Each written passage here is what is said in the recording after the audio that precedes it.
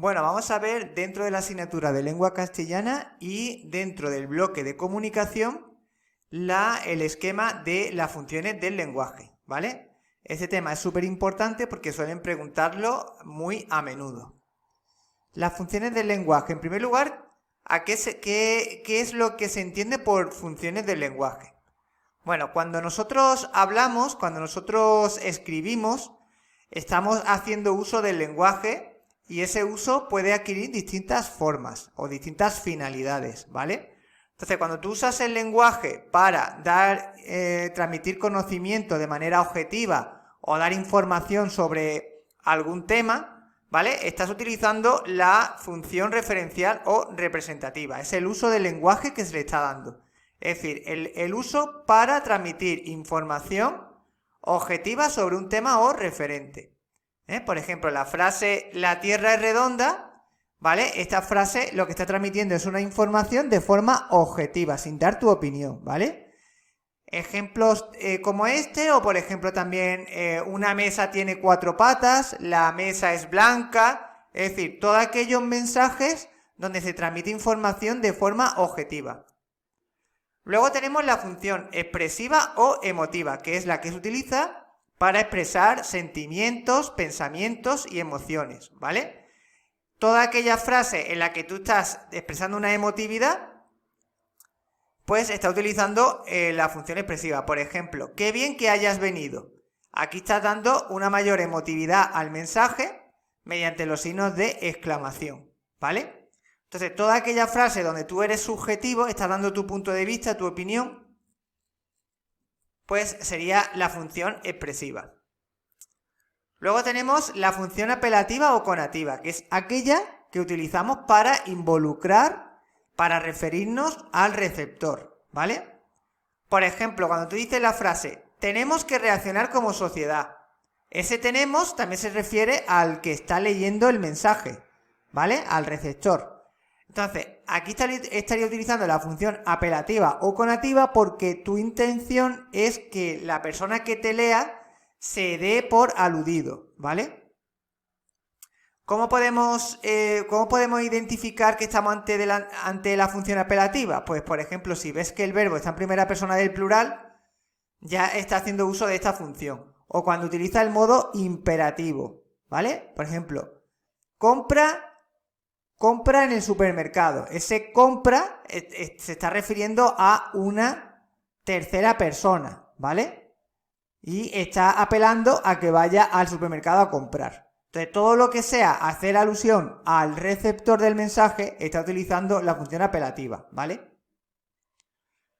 Luego tenemos la función poética o estética, que es la que se utiliza para embellecer el mensaje. Es decir, su finalidad es solamente estética, de embellecer el mensaje que estás lanzando.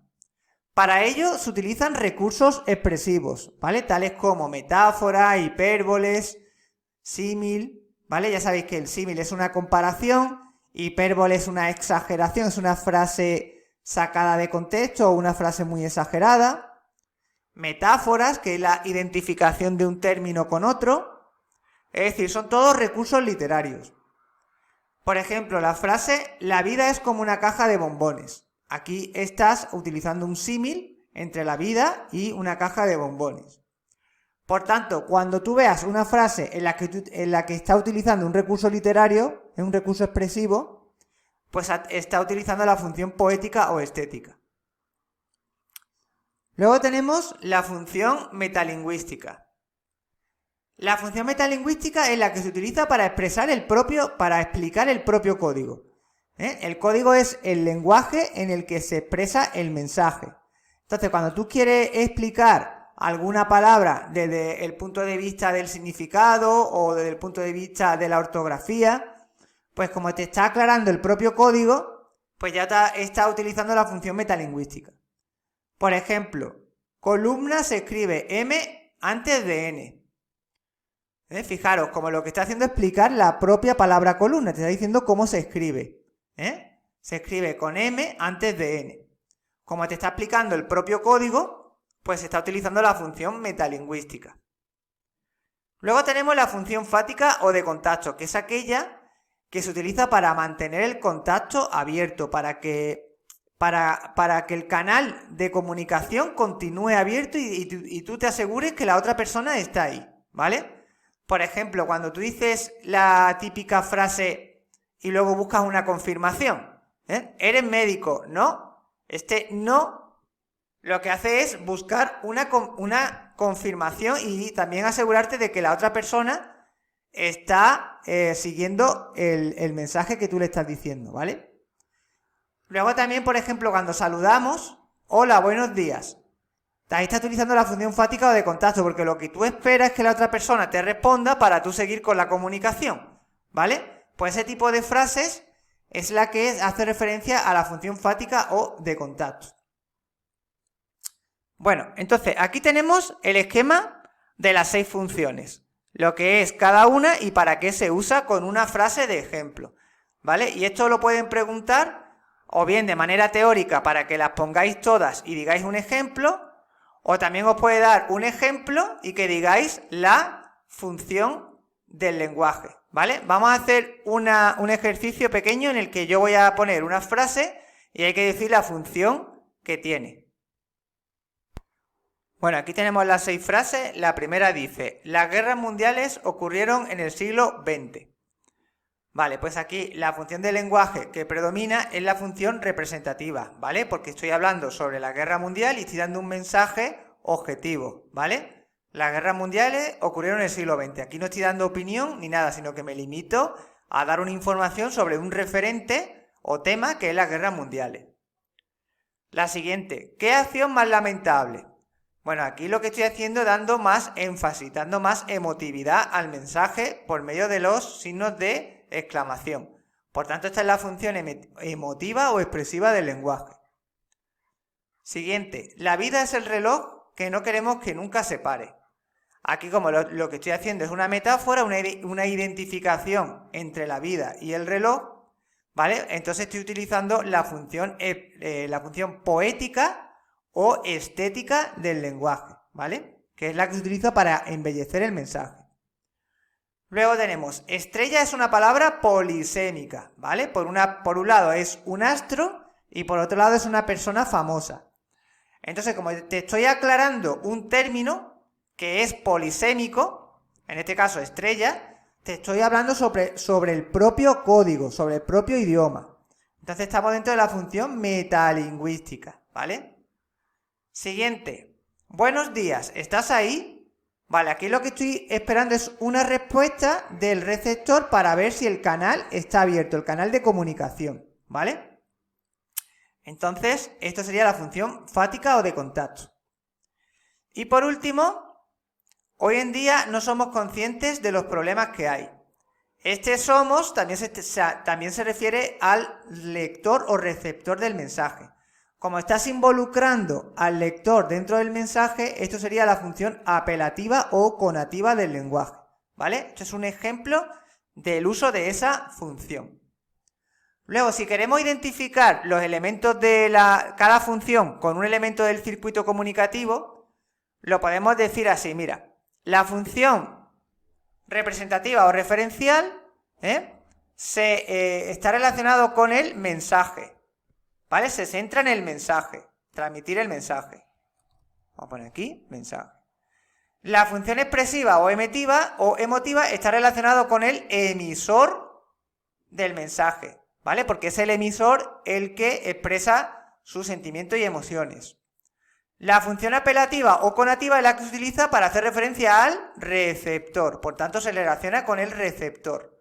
¿Vale? Lo que estoy identificando, la función con el elemento del circuito comunicativo, ¿vale? Lo que es el esquema del circuito comunicativo lo veremos en el siguiente esquema, pero ahora lo que vamos a identificar una función con el circuito. Función representativa, mensaje, función expresiva, emisor, función apelativa, receptor. La función poética o estética se relaciona con el entorno o situación. Luego la función metalingüística se relaciona con el código, ¿vale? Porque explica el propio código. Y la función fática o de contacto se relaciona con el canal, ¿vale? ¿vale? Porque de lo que se trata es de asegurarte de que el canal está abierto, de que fluye la comunicación, ¿vale? Pues entonces ya tenemos la que es la definición de cada función, el uso que se le da, un ejemplo mediante frases, ¿vale? Y luego también la identificación de la función con un elemento del circuito comunicativo, ¿vale?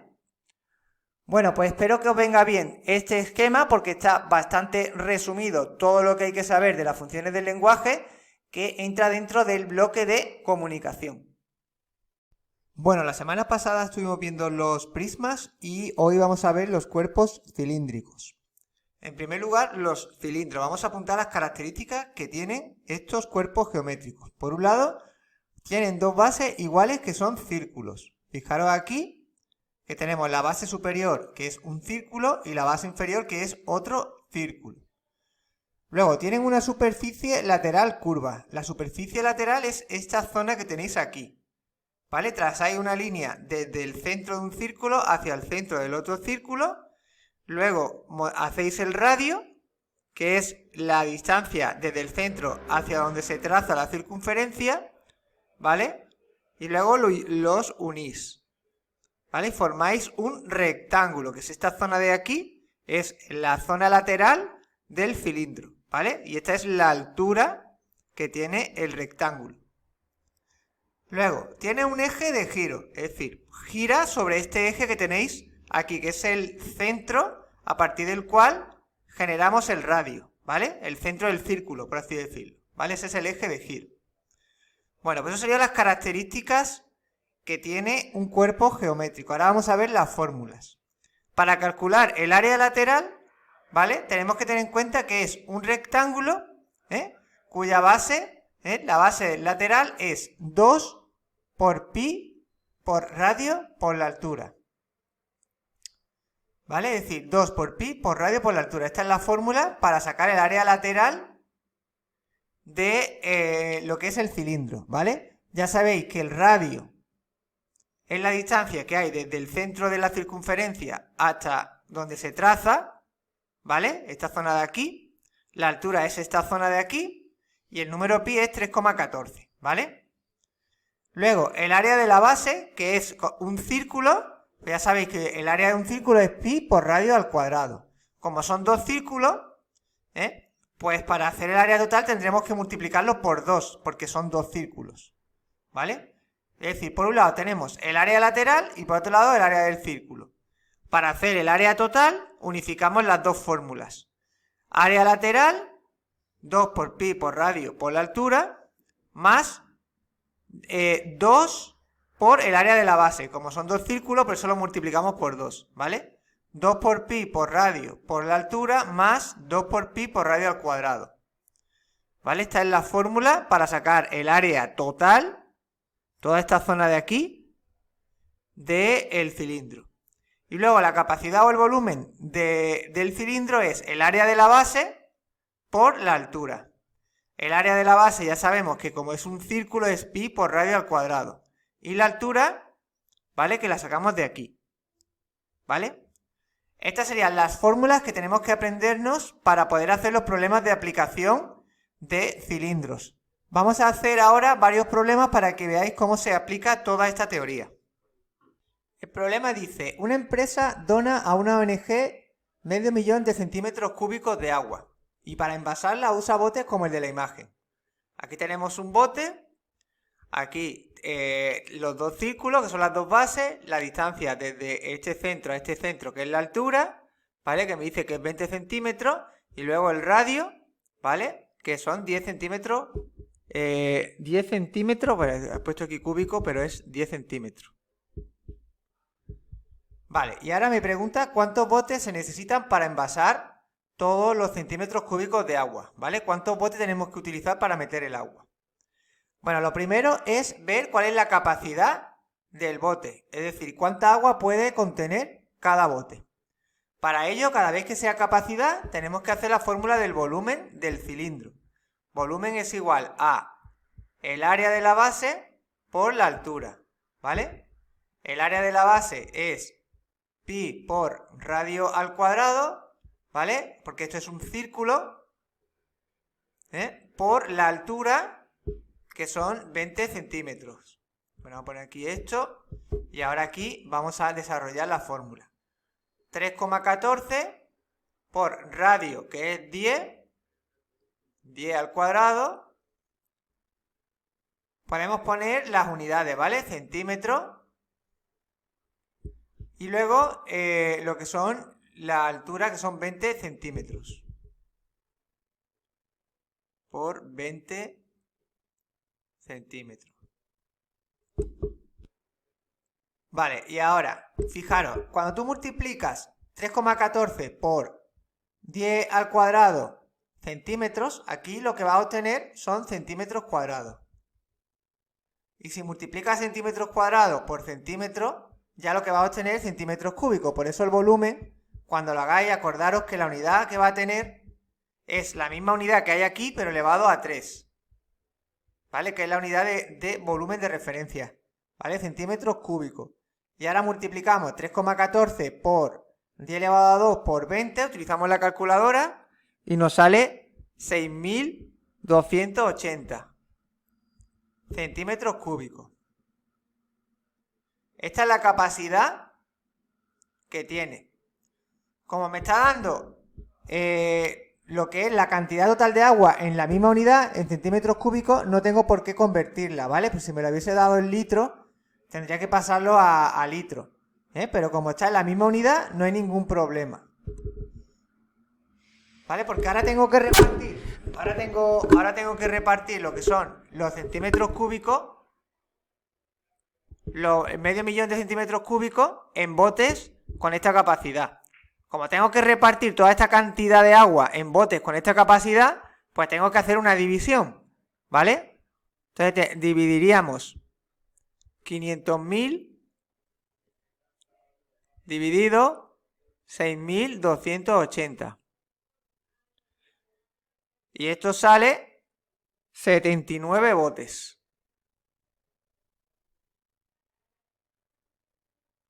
¿Vale? 79 botes de agua son los que vamos a necesitar para poder envasar toda esta cantidad, el medio millón de centímetros cúbicos de agua, ¿vale? Bueno, y en el apartado B muchas veces ponen lo que son costes, que asocies lo que es el apartado A con un problema de dinero en el B. Por ejemplo, que te diga del tipo, si cada bote cuesta 20 céntimos,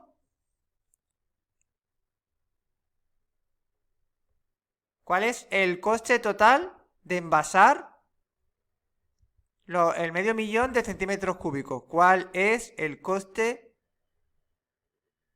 total de envasar todo el agua?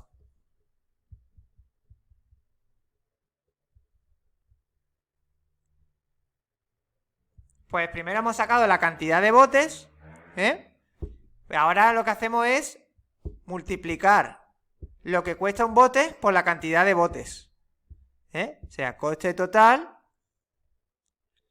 es igual a 0,20 por 79. Y nos sale 15,8 euros.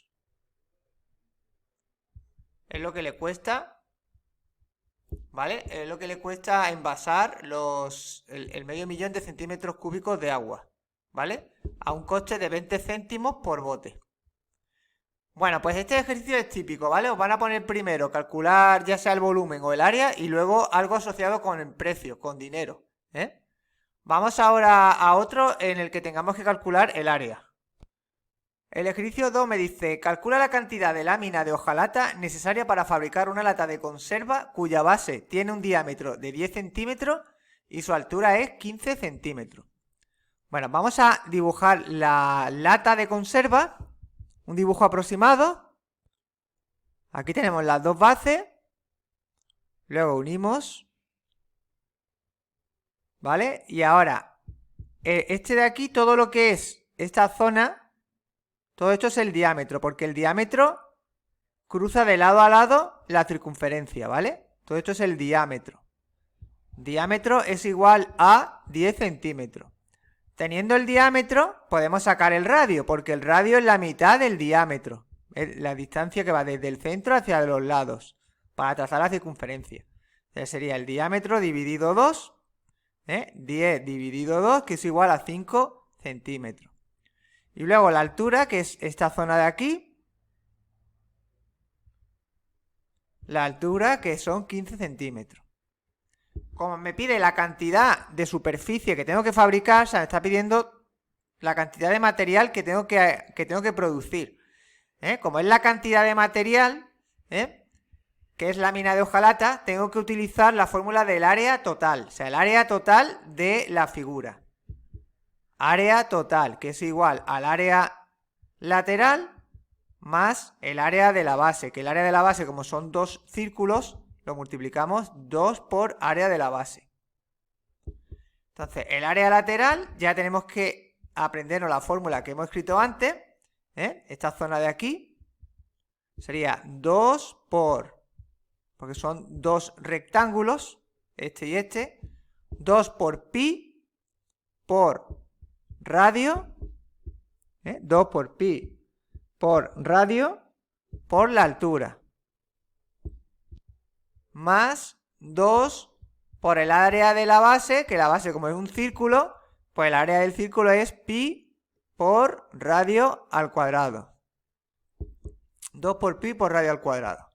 Ahora lo que hago es ir sustituyendo. 2 por 3,14 por el radio, que es 5, por la altura, que es 15. Vamos a ponerlo entre paréntesis, más 2 por 3,14 por el radio al cuadrado, 5 al cuadrado. Hacemos estas multiplicaciones y luego sumamos los resultados. Área total. Vamos a coger la calculadora. Vale, aquí esta multiplicación me sale 471 centímetros cuadrados, porque tenemos que multiplicar centímetro por centímetro, centímetros cuadrados. Y aquí lo mismo, 2 por 3,14 por 5 el radio al cuadrado, que es 5 al cuadrado, me sale 157 centímetros cuadrados. Ahora aquí, centímetros cuadrados más centímetro cuadrado, no vayáis a sumar los exponentes, ¿vale? Porque esto es una suma, no una multiplicación. Lo que se hace es que se deja el mismo exponente, centímetros cuadrados. Y ahora se suman los coeficientes, la parte numérica. 471 más 157, 628 centímetros cuadrados. ¿Vale? El área está elevado al cuadrado. Por tanto, la cantidad de lámina de hojalata será 628 centímetros cuadrados. Bueno, luego normalmente os vais a encontrar otro apartado relacionado con el apartado A. Dice, si se dispone de 10.000 centímetros cuadrados de hojalata, ¿cuántas latas podrá fabricar? Pues esto es muy sencillo, teniendo que una lata tiene o necesita 628 centímetros cuadrados, 628 centímetros cuadrados es la cantidad de material que va a ocupar una lata. Si dispone de 10.000 centímetros, ¿cuántas latas podrá fabricar? Tenéis que repartir los 10.000 centímetros cuadrados en botes o latas de 628. O sea, habría que dividir 10.000 dividido 628. Vamos a ver cuánto da esto.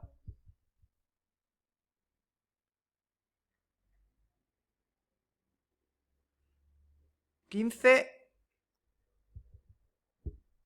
latas, porque va a 15,92. O sea, no tienes para la lata número 16, no tendría suficiente. 15 latas. 15 latas de conservas. Teniendo esta cantidad disponible de láminas, sabiendo que una lata te va a costar 628 centímetros cuadrados de hojalata, pues tienes que ir repartiendo estos 10.000 entre las cantidades que puedas hacer por lata, ¿vale? Entonces te sale 15 latas de conservas. Bueno, pues ya hemos hecho dos problemas típicos de aplicación donde tenemos que sabernos las fórmulas de los cilindros, ¿vale? un ejercicio lo hemos hecho en base al volumen y otro en base al área, ¿vale? En el siguiente veremos los cuerpos cónicos. Bueno, vamos a ver un pequeño resumen del origen y la expansión de los reinos cristianos en la península ibérica en el periodo denominado la Reconquista, que va desde el siglo VIII al siglo XV, ¿vale? En este periodo va a tener lugar lo que se conoce como la Reconquista, en el que a partir de unos núcleos iniciales de resistencia, poco a poco se va a ir recuperando el antiguo territorio de los visigodos, todo lo que es la península ibérica. Entonces, lo primero es ver cuáles fueron esos focos iniciales de resistencia a la presencia musulmana, ¿vale? El primer foco surgió en Asturias, en la zona de Covadonga, ¿vale? Donde los musulmanes no entraron, ¿vale? Entonces, a partir de este origen, digamos, esta presencia cristiana reducida en esta zona de aquí, se va a ir poco a poco expandiendo hacia la zona musulmana. Además, junto a este núcleo original cristiano en Covadonga van a surgir otros núcleos cristianos independientes, que son en la zona de Pamplona, en la zona de Aragón y el norte de Cataluña, donde también habrá presencia cristiana que tratará de expandirse a costa de territorio musulmán en la península ibérica, ¿vale? Entonces tenemos como distintos focos cristianos. Este foco que veis aquí en Covadonga, el foco del reino de Pamplona o el futuro reino de Pamplona, el foco del futuro reino de Aragón y el foco de la futura marca hispánica, que será una marca fronteriza que establecerán los francos. Los francos era un reino cristiano que dominaba la Europa occidental en aquel entonces con la dinastía de los carolingios. Entonces va a poner como zona limítrofe la marca hispánica para hacer de barrera frente al territorio musulmán. Entonces, tenemos aquí en el 711 el primer foco de presencia cristiana de resistencia a los musulmanes, cuyo primer rey o monarca, la leyenda dice que fue Don Pelayo, ¿vale? En la batalla de 722, la batalla de Covadonga, que es el inicio de la Reconquista. Se sitúa como fecha de inicio de la reconquista cristiana del territorio, ¿vale? Entonces, los diferentes núcleos cristianos que se van a formar son estos tres que tenéis aquí. El reino Astur, que se va a expandir por los alrededores, toda esta zona de aquí, hasta convertirse en el reino astur-leonés, que va a abarcar todo lo que es la zona de León y de Castilla, ¿vale? Que es el reino que tenéis aquí, el reino astur-leonés. Fue el primer reino cristiano que se formó a partir de la victoria de Pelayo en Covadonga. Su primer rey fue Alfonso I en el siglo VIII, es decir, tenía una monarquía cristiana. En el siglo X el reino se extendió hasta el Valle del Duero, o sea, toda esta zona de aquí, pasando a llamarse Reino de León, ¿vale? También se llamaba Reino Astur-Leonés. Luego, otro reino que es el Reino de Castilla. En un principio Castilla era una región del Reino de León, es decir, estaban unificados Castilla y León y pertenecía al Reino Astur, ¿vale? A lo que es el Reino de Asturias. ¿Qué es lo que ocurre? Que estos territorios, a la vez que se están expansionando, también van a vivir procesos de unificación y de separación. Es decir, al tener una monarquía, muchas veces, cuando moría el monarca, le dejaba los territorios a sus hijos que se lo dividían. Entonces, a lo mejor, el reino de Castilla y el reino de León, había periodos de la historia en el que estaban separados y otros periodos en el que estaban unidos, por el hecho de que los monarcas repartían los territorios entre sus herederos, ¿vale? Por eso vais a ver que en distintas épocas van a aparecer unidos y en otras separadas, ¿vale? Aquí tenemos el reino de Pamplona en su estado inicial, que con el tiempo pasará a llamarse Reino de Navarra, Luego aquí tenemos la zona de Aragón, y luego los condados catalanes a la derecha, ¿vale? Los condados catalanes en un principio van a ser vasallos de los carolingios, es decir, son condes que van a estar bajo la tutela de los francos, ¿vale? pero poco a poco se van a ir independizando y van a quedar más vinculados a la corona de Aragón, ¿vale? Por tanto, a partir de estos núcleos iniciales, van a ir evolucionando hacia otros núcleos más grandes y con mayor presencia en la península, ¿vale? Aquí, por ejemplo, aquí ya tenemos, fijaros, como aquí ya se ha formado el reino de Castilla y León, esto ya estamos hablando en el siglo XI, El reino de Navarra, que es el antiguo reino de Pamplona, en su estado inicial, luego el reino de Aragón y los condados catalanes, Los condados catalanes que poco a poco se van a ir independizando de los francos y van a quedar vinculados a la corona de Aragón, ¿vale? Que esto, fijaros como ya aquí está vinculado a Aragón. Sigue estando el reino de Navarra, que también seguía bajo la tutela o tenía también influencia de los francos, ¿vale? De la monarquía franca. Y luego tenemos el reino de Castilla, el reino de Portugal, como resistencia a lo que es la zona de Al-Ándalus, que es esta zona amarilla. Fijaros como poco a poco la frontera entre el mundo musulmán y el mundo cristiano se va expandiendo hacia el sur, ¿vale? Aquí fijaros, en el 1200 ya tenemos el León y Castilla separadas. Es lo que he comentado antes, que por lo que son las herencias, ¿vale? Al morir el monarca dividía el territorio entre sus hijos.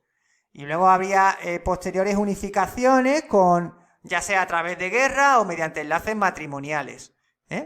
Fijaros, esto en el 1200 tenemos León y Castilla separados, Reino de Navarra más pequeño, Aragón más expandido, y la zona de Cataluña. Fijaros cómo poco a poco cada reino cristiano va acumulando territorio musulmán, se va expandiendo su frontera hacia el sur. Fijaros ya como en 1304, tras la batalla de las Navas de Tolosa, como ya prácticamente la corona de Castilla solamente le quedaba ya el reino de Granada por expandirse. La zona de la corona de Aragón más volcada al Mediterráneo, y el reino de Navarra, que todavía permanecía independiente. Esto ya en 1450, prácticamente ya con la llegada de los Reyes Católicos. Esta es la configuración que había. Este es, digamos, el momento último antes de la unificación territorial de la corona de Castilla y la corona de Aragón en manos de los Reyes Católicos.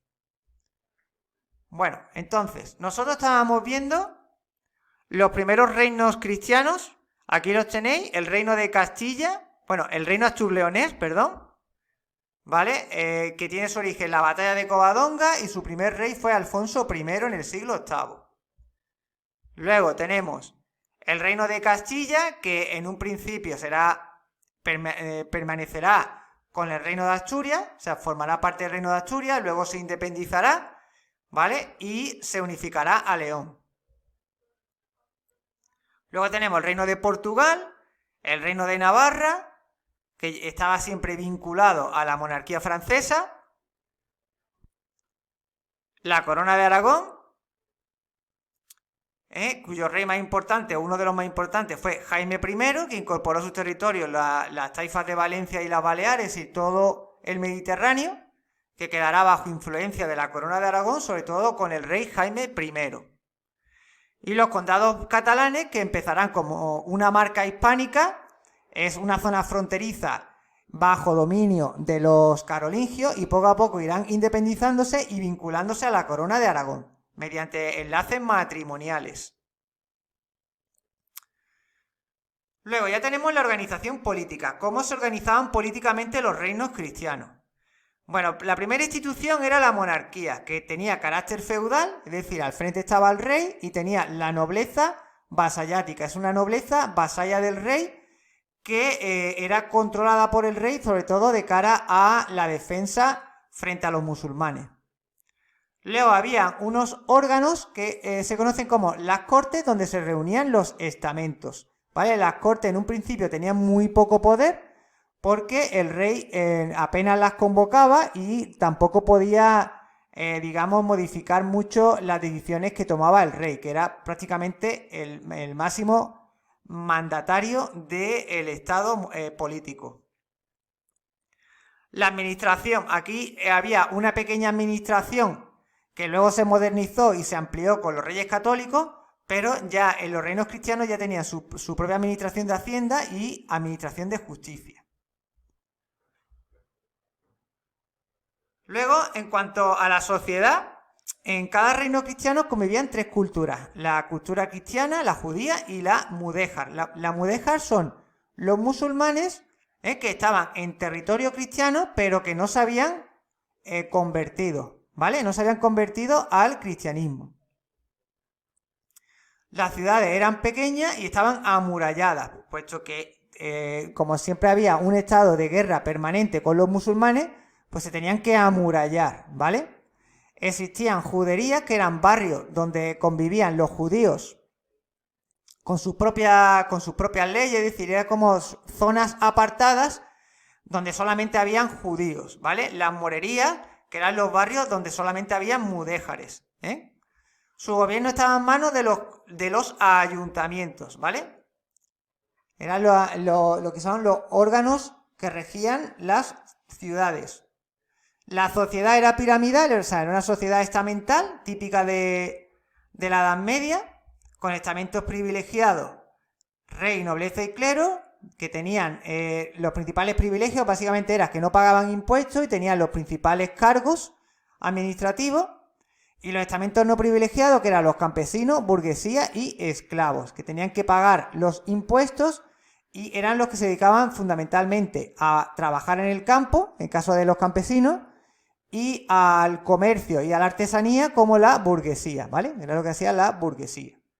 Bueno, en cuanto a aspectos culturales, habría que destacar la presencia de la Escuela de Traductores de Toledo, ¿vale? Que era un centro de traducciones de textos que procedían de Oriente, se traducían al castellano, ¿vale? Hay digamos que son los primeros escritos que se traducen a lengua castellana y también a otras lenguas romances como el galaico y el catalán, ¿vale? Además de la Escuela de Traductores de Toledo, en literatura se van a producir importantes géneros literarios, como el Mester de Juglaría con la obra del Cantar del Mío Cid y el Mester de Clerecía con la obra de Gonzalo de Berceo, ¿vale? Con su obra Milagros de Nuestra Señora, que era una literatura religiosa, ¿vale? Que muestra un poco el ambiente religioso que se vivía en la época. Además, se crearán las primeras universidades en el siglo XIII, que fueron la de Salamanca y Valladolid. Respecto a los aspectos económicos, hay que distinguir entre la economía del Reino de Aragón y la economía del Reino de Castilla, como principales centros económicos cristianos de la península ibérica. En Aragón, la economía estaba más volcada a las actividades comerciales alrededor del mar Mediterráneo, ¿vale? O sea, es decir, era una economía más dinámica y más artesanal que la de Castilla, porque la actividad de Castilla estaba sobre todo enfocada a la agricultura y a la ganadería. De hecho, fue en Castilla donde se creó la Mesta, que era una institución que agrupaba a todos los propietarios de propiedades ganaderas, y regulaba un poco todo lo que es la actividad económica de la ganadería. Bueno, en resumen, lo que tenéis que saber de este tema es cómo surgen los reinos cristianos, el origen, a partir del año 711, los distintos núcleos originales, en la zona de Covadonga, en la zona de Pamplona, en la zona de Aragón y la zona del norte de Cataluña, ¿vale? Cómo a partir de aquí van expandiéndose a costa de los musulmanes, ampliando las fronteras, siguiendo los grandes cursos de los ríos, empezando por el río Duero, que esta es la primera ampliación de las fronteras cristianas, ¿vale? Luego seguirán hacia el sur, ¿vale? Luego, cómo se van unificando y separando estos reinos a lo largo de la Edad Media, hasta la llegada de los reyes católicos, que van a unificar territorialmente todos los reinos. Aquí podemos ver la evolución año tras año, ¿vale? Cómo las fronteras van variando. Luego tenéis que estudiar un poco la organización política, las principales instituciones de cada reino cristiano, porque eran muy parecidas entre ellas, la forma de organizarse, aspectos relacionados con la sociedad, que era una sociedad estamental típica del feudalismo, Luego los aspectos culturales, destacando la Escuela de Traductores de Toledo y el surgimiento de las primeras universidades, Y en los aspectos económicos tenéis que diferenciar la economía de la Corona de Aragón más vinculada a las actividades comerciales de la economía de la Corona de Castilla vinculada a la agricultura y la ganadería con el surgimiento de la mesta. Bueno, pues en la próxima clase vamos a ver la Reconquista, las distintas fases de la Reconquista y las principales batallas que tuvieron lugar, ¿vale? Como forma de finalizar la Edad Media en la península ibérica.